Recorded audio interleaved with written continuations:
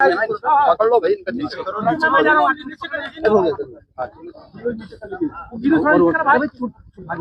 कर ना साउंड आई बस नीचे करा था।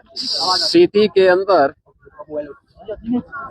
रेन बसेरों का निरीक्षण करने और जरूरतमंदों को कंबल वितरण की दृष्टि से आज मुझे यहाँ पे 2 रेन बसेरों का निरीक्षण करने ट्रांसपोर्ट नगर में और धर्मशाला बाजार में देखने का अवसर प्राप्त हुआ है।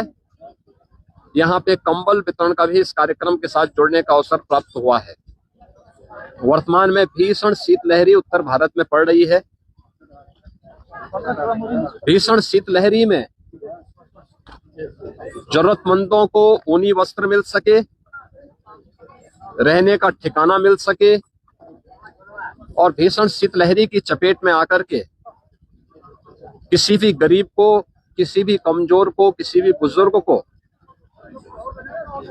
कहीं भी कोई दिक्कत न हो, इसके लिए डबल इंजन सरकार पूरी प्रतिबद्धता के साथ लगी हुई है और इसीलिए प्रदेश के अंदर हर जनपद को पर्याप्त धनराशि उपलब्ध कराई गई है जो माननीय जनप्रतिनिधियों के साथ मिलकर के जरूरतमंदों को कंबल वितरण करें, रेन बसेरों की व्यवस्था करें, रेन बसेरों में जरूरतमंदों के लिए भोजन की व्यवस्था भी करें, ऊनी वस्त्र की व्यवस्था भी करें।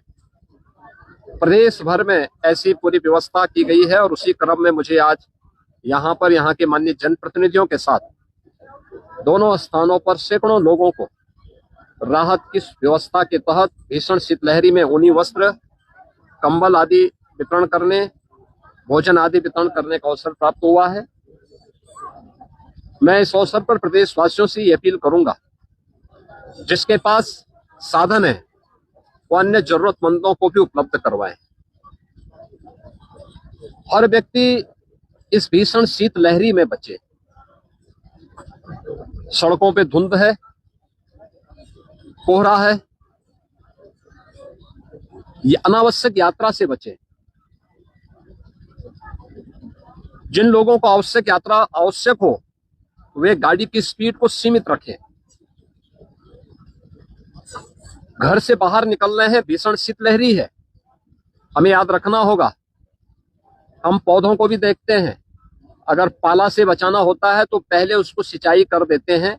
शाम को सिंचाई कर देंगे तो रात्रि में पाला पौधे को नहीं मारेगा, फसल को नहीं मारेगा।